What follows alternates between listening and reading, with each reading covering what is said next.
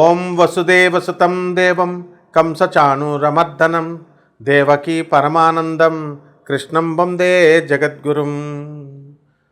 జగద్గురువులైనటువంటి శ్రీకృష్ణ పరమాత్మల వారికి, అలాగే జగదేక వీరుడైనటువంటి అర్జునుల వారి పాదపద్మాలకు నమస్కారం చేస్తూ మనం ఈ వీడియోలోకి వెళ్దాం. బుధగ్రహము అనేటటువంటిది జూన్ 6వ తేదీన మిథున రాశి సంచారం చేస్తుంది. మిథున రాశిలోకి ప్రవేశిస్తున్నాడు. అక్కడి నుంచి మళ్ళీ మనకి ఎప్పటి వరకు అండి, జూన్ 22వ తేదీన మళ్ళీ కర్కాటక రాశిలోకి మారతాడు బుధుడు. ఆ తర్వాత మళ్ళీ ఆగస్టు 30వ తేదీకి అంతవరకు కూడా కర్కాటక రాశిలో ఉండి ఆగస్టు 30న సింహరాశిలోకి వస్తాడు. ఇది బుధుడు సంచారం.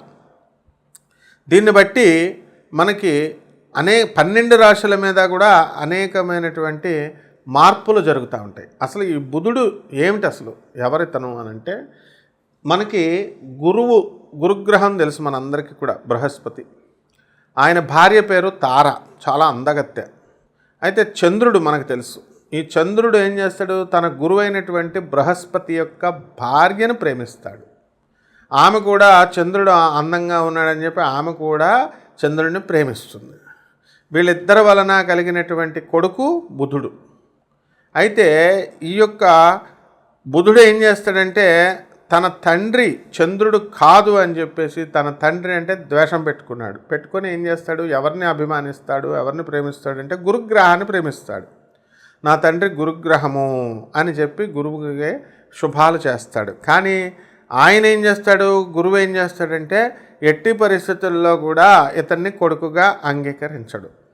అందువల్లనే గురు బుధులు మనకు కలిసినప్పుడు ఏ సందర్భాలలో మేలు జరుగుతుంది, ఏ సందర్భాల్లో హాని జరుగుతుంది అనేటటువంటి విషయాలు కొన్ని ఉంటాయన్నమాట. అలాగే ఈ తారని వదలడం లేదు చంద్రుడు. అప్పుడు ఏమవుతుంది, ఈ యొక్క వివాదాన్ని తీసుకెళ్ళి గురుగ్రహము మనకి దేవతల ముందు పెడతాడు, బ్రహ్మదేవుడి ముందు పంచాయతీ పెడితే అప్పుడు శుక్రాచార్యుడు వీళ్ళందరూ కూడా మనకి చంద్రుడికి సపోర్ట్ చేస్తారు. అప్పుడు రాక్షసుల పని ఏంటండి, మరి చెడ్డవదానికే కదా సపోర్ట్ చేయడం. అందువలన బ్రహ్మదేవుడు ఏం చేస్తాడు, చంద్రుడిని ఇచ్చేసేయమని చెప్పేసి తారని వదిలేసిన తర్వాత ఎవరి పనులు వాళ్ళు చేసుకుంటారు. కాబట్టి ఈ యొక్క బుధగ్రహ ఆవిర్భావం అలా జరిగింది. బుధుని యొక్క స్వక్షేత్రాలు ఏంటంటే మిథున రాశి, కన్యారాశి. మరి ఈ రాశుల్లో ఉన్నప్పుడు ఆ బుధుడితో, ఆ రాశుల వారితో మాట్లాడడం అనేటటువంటిది చాలా కష్టతరమైనటువంటి విషయం అనమాట. అంటే కాలికేస్తే మెడకేస్తే కాలికేస్తారు. ధర్మబద్ధమైనటువంటి గ్రహము బుధగ్రహం కాబట్టి చాలా ధర్మంగా ఆయన వెళ్తాడు. ఆయన అలా వెళ్ళడం వల్ల మనకి 12 రాశుల వారికి కూడా వివిధమైనటువంటి ఫలితాలు అనేటటువంటివి ఇస్తాడు. అంతేకాకుండా ఈ బుధగ్రహము అనేటటువంటిది దేనికి అంటే బుద్ధి బలానికి, నరాల వీక్నెస్ రాకుండా ఉండడం అనేటటువంటివి జరుగుతాయి. అంటే బుద్ధి బలం చాలా చక్కగా, తెలివితేటల్లో చదువు రావాలన్నా, వ్యాపారం రావాలన్నా, కమ్యూనికేషన్, ముఖ్యంగా కమ్యూనికేషన్కి సంబంధించినటువంటి ప్లానెట్ ఈ బుధగ్రహం అన్నమాట. సో చక్కగా మనకి ఈ బుధగ్రహం కనుక మంచి స్థానాలలో ఉంటే వాక్చాతుర్యం బాగా వస్తుంది. ఎవరికైతే బుధగ్రహమో శత్రుక్షేత్రాల్లో కానీ నీచ స్థానాల్లో కానీ మీకు ఉన్నప్పుడు ఏమవుతుందంటే చాలా డౌన్ఫాల్, అంటే మాటలు లేటుగా రావడము, ఇలాంటివన్నీ కూడా మీకు జరగడం జరుగుతాయి. కాబట్టి ఈ 12 రాశుల వారి మీద కూడా ఈ బుధగ్రహ సంచారం వలన ఈ కర్కాటక రాశిలో ఉన్నప్పుడు ఏ విధంగా ఉంటుంది, అలాగే సింహరాశి వరకు కూడా ఆగస్టు 30వ తేదీ వరకు ఎలా ఉంటుంది అనేటటువంటిది మనకి ఈ బుధగ్రహ సంచారం నుంచి మనం చెప్పుకోవడం అనేటటువంటిది వీడియోలో జరుగుతుంది. 12 రాశులకి ఏ రాశుల వరకు ఎలా ఉంటుందో చూద్దాం. బుధగ్రహముకి సంచారం వలన ఈ యొక్క మిథున రాశి వారికి జన్మంలోకి వచ్చాడు. జన్మంలో ఉన్నటువంటి బుధుడు ఇక మీరు ఎంత ఫాస్ట్ అయిపోతారంటే, ఈ యొక్క జూన్ 6 నుంచి మళ్ళీ మీరు జూన్ 22 తేదీ వరకు మీరు మేధావులు అయిపోతారు. మీరు పట్టిందల్లా బంగారం, అనుకున్నదల్లా కూడా మీరు విహారం. ఆ తర్వాత ఎవరు కూడా మీతో మాట్లాడలేరు, అందరూ పారిపోతారు మీ తెలివితేటలను చూసి. ఆ విధంగా ఈ యొక్క మిథున రాశి వారు ఉండడం జరుగుతుంది. ఆ తర్వాత మళ్ళా మీకు ఆగస్టు 30వ తేదీ దాటిన తర్వాత మీకు ఈ యొక్క సింహరాశి సంచారం అనేటటువంటిది మనకి జరుగుతుంది. అంటే ఈ పీరియడ్లో ఎప్పుడైతే జూన్ 22 నుంచి ఆగస్టు 30 వరకు ఈ పీరియడ్లో అధిక సంపాదన ధన అనేటటువంటిది బాగా పెరుగుతుంది మిథున రాశి వారికి. కాబట్టి ఈ మిథున రాశి వారి యొక్క వృత్తి, వ్యాపార, ఉద్యోగ విషయాల్లో స్పష్టమైనటువంటి మార్పులు కనబడతాయి. ఎంతో కాలంగా ప్రమోషన్స్ కోసం ఎదురు చూస్తున్నటువంటి వాళ్ళంతా కూడా ఆ ప్రమోషన్స్ మనకి వచ్చినాయి అనేటటువంటి ఈ సంతోషం ఉంటుంది. అలాగే దూరపు బంధువులని చూసి చాలా కాలమైనది అనుకునేటటువంటి వాళ్ళందరూ కూడా బంధుమిత్రుల సమాగమం వీళ్ళు కలుస్తారు.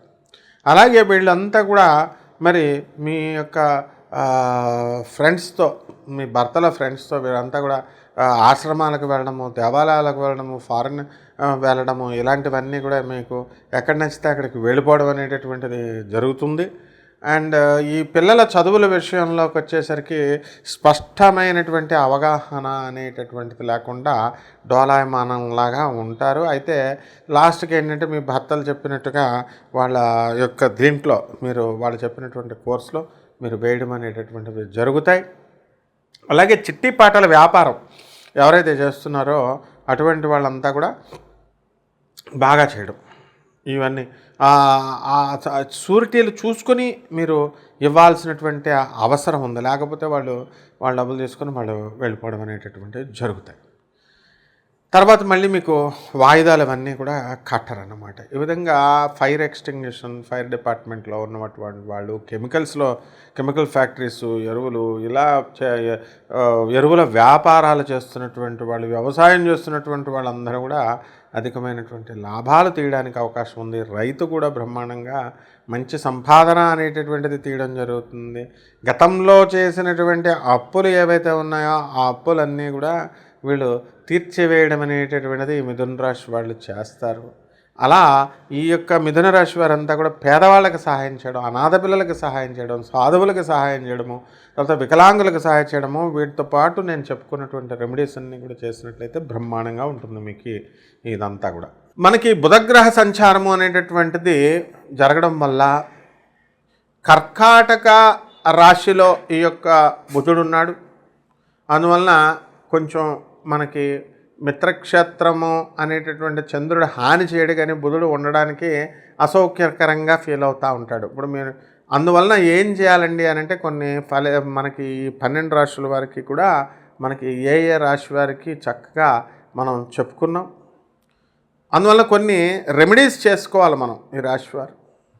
ఏమిటది అని అంటే మనం ఈ చక్కగా కిలోంపావు పెసల్ని, తర్వాత ఆకుపచ్చ రంగు ఉన్నటువంటి వస్త్రాల్ని ఇచ్చి పేద బ్రాహ్మణులకి బుధవారం నాడు ఉదయం కరెక్ట్గా 7 గంటలకి మనము దానం చేసుకోవాలి. ఒకటి అధిక పారితోషికం బ్రాహ్మణుడికి ఇచ్చి, రెండవది చక్కగా గ్రీన్ కలర్డ్ వస్తువులు ఏవైనా కనుక ఉన్నట్లయితే అవి కూడా మనం దానం చేసుకోవచ్చు. అలాగే రావి చెట్టుకు చక్కగా నీళ్లు పోసుకోవాలా. రావి చెట్టుకు నీళ్లు పోసి చక్కగా మీరు 108 ప్రదక్షిణాలు ఓం బుధాయ నమః అంటూ మీరు ఈ యొక్క రావి చెట్టుకి మనం బుధవారం నాడు చేయాలి. అలాగే ఓం శనేశ్వరాయ నమః అంటూ 108 సార్లు రావి చెట్టుకు చేయాలి. రావి చెట్టు మొదలలో బ్రహ్మదేవుడు, మధ్యలో మరి విష్ణువు, పైన శివుడు, శాఖలన్నీ కూడా సకల దేవతలు, ఇంద్రాది దేవతలు ఉంటారు. కాబట్టి ఈ రకంగా మీరు చేసుకోవాలి. నెక్స్ట్ ఈ యొక్క మేడి చెట్టును చూసుకోండి. ఆ మేడి చెట్టుకి గురువారం నాడు చక్కగా మనము 108 ప్రదక్షిణాలు ఓం దత్తాత్రేయాయ నమః అంటూ చేసుకోవాలి. ఇక మూడవ శాంతి ఏమిటంటే ఈ యొక్క బుధగ్రహానికి చక్కగా మనము ఓం శ్రీరాముడు కానీ, కృష్ణుడు కానీ, మరి విష్ణుమూర్తి యొక్క నామాలని అష్టోత్తర పూజను మీరు చేసుకోవాలా బుధవారం నాడు. అలాగే ఓం నమో భగవతే వాసుదేవాయ అనేటటువంటి మహామంత్రాన్ని మీరు జపించాల్సినటువంటి అవసరం ఉంది. కాబట్టి ఈ రకంగా, అంతేకాకుండా భువనేశ్వరి అమ్మవారు, దశమహావిద్యల్లో ఒకటైనటువంటి భువనేశ్వరి అమ్మవారి యొక్క హోమాన్ని మీ ఇళ్లల్లో జరిపించుకోవడం ద్వారా బ్రహ్మాండమైనటువంటి ఫలితాలు మీకు ఈ రాశి వారికి కలుగుతాయి. అలాగే చక్కగా శ్రీ మహావిష్ణువు యొక్క కి పాదాల దగ్గర కుంకుమార్చన మీరు చేసుకోవడము, అభిషేకం చేసుకోవడము, పురుష సూక్తంతో చదువుకోవడము, ఇలాంటివన్నీ కూడా మీరు చేసుకోవచ్చు. మరి ఈ విధంగా ఈ యొక్క నామాన్ని రోజుకి 108 సార్లు చేసుకోవాలి. ఓం నమో నారాయణాయ లేదా ఓం నమో భగవతే వాసుదేవాయ అనేటటువంటి మంత్రాన్ని. అలాగే మనము విష్ణు అష్టోత్తరమే కాకుండా సహస్రం నామాన్ని కూడా ఓం శాంతాకారం భుజగశయనం పద్మనాభం సురేశం విశ్వాకారం గగనసదృశం మేఘవర్ణం శుభాంగం లక్ష్మీకాంతం కమలనయనం యోగిహృద్యానగమ్యం వందే విష్ణుం భవభయహరం సర్వలోకైకనాథం అంటూ శ్రీ మహావిష్ణువుకి స్తోత్రాలు. అలాగే అష్టోత్తర విశ్వం విష్ణుర్వ షట్కారో భూత భవ్య భవత్ ప్రభువు అంటూ 108 యొక్క సహస్ర నామాలని మీరు సహస్రనామ స్తోత్రాలని కూడా మీరు చదువుకున్నట్లయితే బ్రహ్మాండమైనటువంటి ఫలితాలు మనకి ఈ రాశి వారికి కలుగుతాయి. శుభమస్తు.